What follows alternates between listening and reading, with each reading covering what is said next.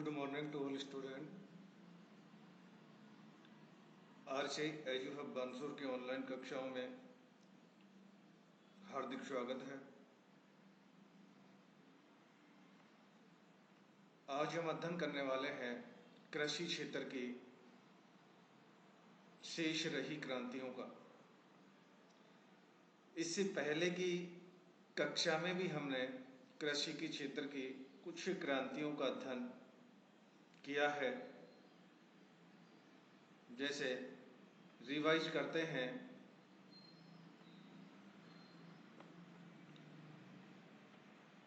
श्वेत क्रांति दुग्ध उत्पादन से संबंधित है, पीली क्रांति तिलहन से संबंधित है, नीली क्रांति मछली उत्पादन से संबंधित है, हरित क्रांति अनाज उत्पादन से संबंधित है, भूरी क्रांति खाद्य प्रसंस्करण से संबंधित है, ऑपरेशन फ्लड दूध उत्पादन से संबंधित है, स्वर्ण क्रांति फूल फल एवं सब्जी उत्पादन से है, गुलाबी क्रांति झींगा और प्याज उत्पादन से है, ब्लैक क्रांति जेट्रोफा बायोडीजल से संबंधित है, रजत क्रांति पोल्ट्री फार्मिंग और अंडा उत्पादन से है, धूसर क्रांति उर्वरक उत्पादन से है, गोल क्रांति आलू उत्पादन से है और परवनी क्रांति भिंडी उत्पादन से है। इसका अध्ययन हमने कल की क्लास में किया था। अब आज की क्लास में जो शेष रही क्रांतियां हैं उनके बारे में हम अध्ययन करेंगे कि इनके अलावा और कौन कौन सी क्रांति हैं जो कृषि क्षेत्र से संबंधित है। लाल क्रांति रेड रिवॉल्यूशन टमाटर और मांस उत्पादन से संबंधित है। बादामी क्रांति मसाला उत्पादन से संबंधित है। इंद्रधनुष क्रांति रेनबो रिवॉल्यूशन कृषि के सभी क्षेत्रों का विकास से संबंधित है। जिस प्रकार से इंद्रधनुष में 7 रंग दिखाई देते हैं, उसी प्रकार सभी क्षेत्रों को, कृषि के सभी क्षेत्रों को, जैसे अनाज उत्पादन भी है, मसाला उत्पादन भी है, बागवानी भी है, सबको एक साथ लेकर चलना, वो इंद्रधनुष क्रांति। सिल्वर फाइबर क्रांति रेशा उत्पादन से संबंधित है। अमृत क्रांति नदी जोड़ो परियोजना। और लास्ट है सतत हरित क्रांति एवरग्रीन रिवॉल्यूशन अधिक उत्पादन देने वाली किस्मों से है। तो इस प्रकार हमने इन क्रांतियों का अध्ययन किया है और इन क्रांतियों से चाहे कोई भी कंपटीशन एग्जाम हो, चाहे जनरल कंपटीशन एग्जाम हो या फिर एग्रीकल्चर से रिलेटेड कंपटीशन एग्जाम हो, उनमें रेवोल्यूशन से संबंधित क्वेश्चन पुटअप किए जाते हैं। अब हम बात करते हैं, जैसे हरित क्रांति खाद्यान्न उत्पादन से संबंधित है। हरित क्रांति की स्थापना कब हुई? बहुत इम्पोर्टेंट क्वेश्चन है। हरित क्रांति की स्थापना सन 1966-67 में स्थापना। और हरित क्रांति किन फसलों से संबंधित है? गेहूं और धान।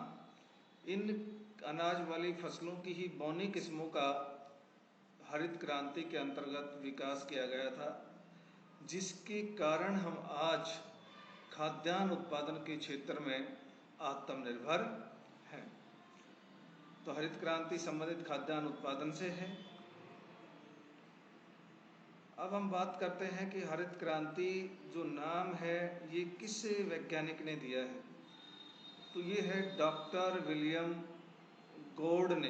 किसने दिया हरित क्रांति नाम? डॉक्टर विलियम गॉर्ड नामक वैज्ञानिक ने दिया है। देखिए, हरित क्रांति से संबंधित बहुत सारे क्वेश्चन पुटअप होते हैं।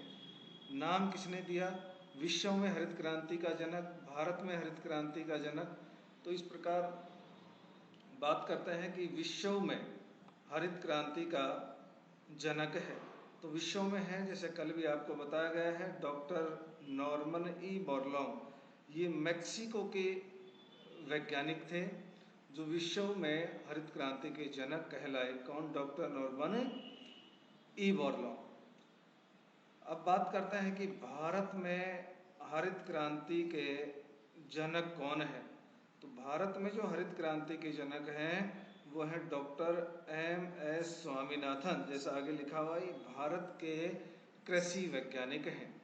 भारत में हरित क्रांति का जनक कौन है? Doctor M.S. स्वामीनाथन। ये हरित क्रांति से संबंधित है। अब हम बात करते हैं श्वेत क्रांति, जिसको ऑपरेशन फ्लड या व्हाइट रिवॉल्यूशन भी कहते हैं। किससे संबंधित है? दुग्ध उत्पादन से संबंधित है। जैसा कि आपको कल भी बताया गया था कि ऑपरेशन फ्लड की शुरुआत कब हुई? सन 1970 में हुई। और इसके जनक कौन है? डॉक्टर वर्गीज कुरियन।